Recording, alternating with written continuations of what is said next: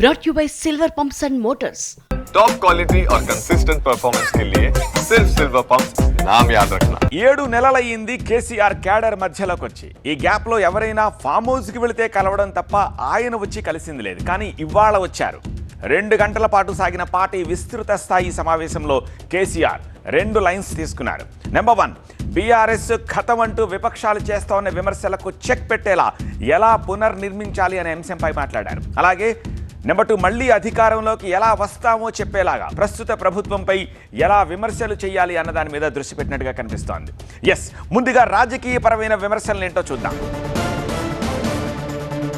Number 1, Congress graph అమాంతం పడిపోయింది అన్న కమెంట్ చేశారు కేసీఆర్. నెంబర్ 2, రేవంత్ పై ఇంత త్వరగా వ్యతిరేకత వస్తుంది అని అనుకోలేదు అని చెప్పి కేడర్ తోటి మాట్లాడారు. నెంబర్ 3, అధికారులతో పని చేయించుకోవడం ఈ ముఖ్యమంత్రికి తెలియట్లేదు అన్న కమెంట్ చేశారు. నెంబర్ 4, తెలంగాణలో త్వరలో ఉప ఎన్నికలు వస్తాయి, ఆ ఉప ఎన్నికల్లో మనం స్వీప్ చేయబోతున్నామన్నారు. నెంబర్ 5, రాబోయే సాధారణ ఎన్నికల్లో సైతం మనదే గెలుపు అన్న ధీమాను వ్యక్తం చేశారు. నెంబర్ 6, మళ్ళీ మనదే అధికారం, మీరే ఎమ్మెల్యేలు అంటూ ఎంకరేజ్ చేశారు కేసీఆర్.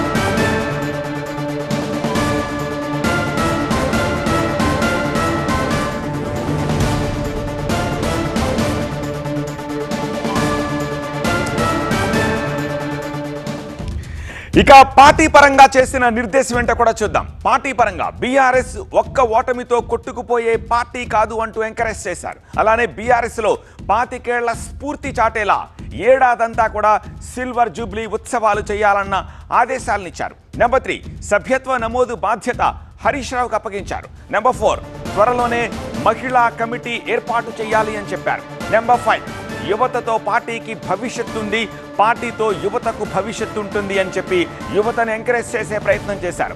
నెంబర్ 6, లోకల్ బాడీ ఎన్నికల్లో బీఆర్ఎస్ సత్తా ఏంటో చూపిద్దాం, మన ప్రతాపం ఏంటో చూపిద్దామంటూ ఎంకరేజ్ చేశారు.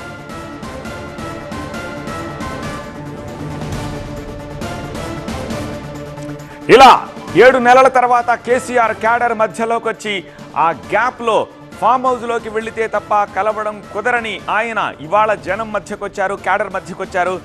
దాంతో 2 గంటల పాటు సాగిన పార్టీ విస్తృత స్థాయి సమావేశంలో కేసీఆర్ ఈ 2 లైన్స్ని తీసుకున్నారు. ఈ 2 లైన్ల ద్వారా తన భవిష్యత్తు కార్యాచరణ ఏంటో చెప్పకనే చెప్పారు, క్యాడర్ని ఉత్సాహపరిచారు.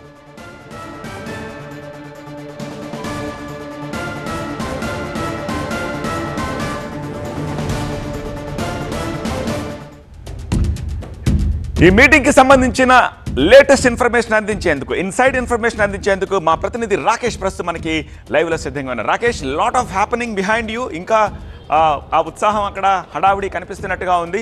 సో కేసీఆర్ ఏం చెప్పారు, ఇంకా ఇప్పుడు నేను ప్రస్తావించినవి కాకుండా ఏం చెప్పారు, క్యాడర్ నుంచి ఎలాంటి రెస్పాన్స్ వచ్చింది, ఆయన మాట్లాడుతున్నప్పుడు ఆయన హావభావాలు ఎలా ఉన్నాయి, యాక్టివిటీ ఎలా ఉంది, ఏం చేయదలుచుకుంటున్నారు, ఏం చెప్పారు ఆయన?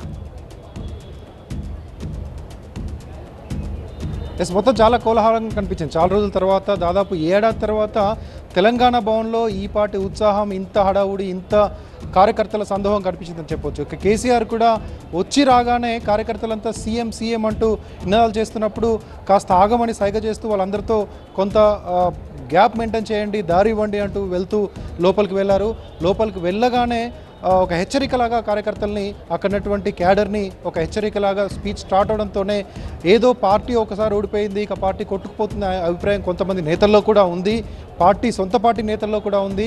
అది వెంటనే తొలగించుకోవాలి. ఇది తెలంగాణ తెచ్చిన పార్టీ, తెలంగాణ ప్రజల హృదయాల్లో ఉన్న పార్టీ. 25 సంవత్సరాలుగా 14 సంవత్సరాల ఉద్యమం, 10 ఏళ్ళు ప్రభుత్వం పరిపాలించిన అనుభవం ఉన్న పార్టీ కాబట్టి ఒక్కసారి ఓటమితో పోయేదేమీ లేదు. మీరంతా మళ్ళీ వచ్చే ఎన్నికల్లో ఎమ్మెల్యేలు అవ్వబోతున్నారు. ముఖ్యంగా ముందు వరుసలో ఉన్నటువంటి యూత్ లీడర్స్ని ఉద్దేశించి మీకంతా మంచి భవిష్యత్తు ఉందని ప్రోత్సహించారు. ఇక గవర్నమెంట్ పైన కూడా, ప్రభుత్వ పాలన పైన కూడా అందరూ చాలా ఎక్స్పెక్ట్ చేశారు. వారం 10 రోజుల నుంచి విపరీతమైనటువంటి ఒక ట్రోలింగ్ అయితే నడుస్తుంది. కేసీఆర్ రాబోతున్నారు, కేసీఆర్ ఇక గట్టి కామెంట్స్ చేస్తారు, తనదైన శైలిలో కేసీఆర్ మార్క్లో కొన్ని పంచ్ డైలాగులు ఉండబోతున్నాయనే ఒక రకమైనటువంటి పెద్ద ఎత్తున సోషల్ మీడియాలో ప్రచారం జరిగింది. కానీ కేసీఆర్ మాత్రం దానికి భిన్నంగా చాలా సాఫ్ట్ కామెంట్ చేశారు.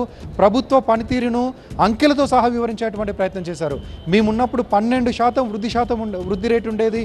ప్రతి ఏడాది దాదాపుగా 10,000 నుంచి 12,000 కోట్లు ఆదాయం పెరుగుతూ వచ్చేది. కానీ కాంగ్రెస్ ప్రభుత్వం వచ్చిన తర్వాత ఒక్క ఏడాదిలోనే 3,000 కోట్లు తగ్గాయంటే పరిస్థితి అర్థం చేసుకోవచ్చు. అంటే ఆల్మోస్ట్ 15%, అంటే 12% ఇంక్రిమెంట్ కాకుండా ఇంకో 3% తగ్గినటువంటి వృద్ధి రేటుని తీసుకుంటే 15% తగ్గింది.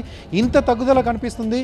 ఈ 40 ఏళ్ళ నా రాజకీయ జీవితంలో ఒక ముఖ్యమంత్రి పైన, ఒక ప్రభుత్వం పైన ఇంత తొందరగా ప్రజా వ్యతిరేకత రావడం అనేది మొదటిసారిగా చూస్తున్నా. నేను కూడా ఎక్స్పెక్ట్ చేయలేదు ఇంత తొందరగా ఈ కాంగ్రెస్ ప్రభుత్వం పైన వ్యతిరేకత వస్తుందనే కామెంట్ చేశారు. అదే అడగబోతున్నాను రాకేష్. పార్టీ గ్రాఫ్ పడిపోయింది. ఈ ప్రశ్నే వేయబోతున్నాను. ఇన్ఫాక్ట్ చాలా కాలం క్రితం కేసీఆర్ ఇదే మాట అన్నారు, మనం ప్రభుత్వానికి కొంత టైం ఇవ్వాలి, ఇచ్చి చూద్దాం ఏం చేస్తారో అని చెప్పారు. సో 1 ఇయర్ టైం ఇచ్చారు. 1 ఇయర్ టైం తర్వాత ఇంత తొందరగా ఇంత వ్యతిరేకత వస్తుందని చెప్పేసి అనుకోలేదు అని చెప్పి క్యాడర్తో చెప్పారు. అంటే సో ఇప్పుడు కేసీఆర్ జనం మధ్యకి రాబోతున్నారా, డైరెక్ట్ ఫైట్కి దిగబోతున్నారా? అది ఒక సంకేతంగా భావించచ్చా? ఎస్, ఖచ్చితంగా. ఎందుకంటే ఈరోజు జరిగిన మీటింగ్లో మీరు చెప్పినట్టు మొదటిదంతా మనం మాట్లాడుకున్నాం రాజకీయ విమర్శలు, కొంత క్యాడర్ని ఉత్సాహపరిచేటువంటి ఆయన వ్యాఖ్యలు. ఇక రెండోది ప్లానింగ్.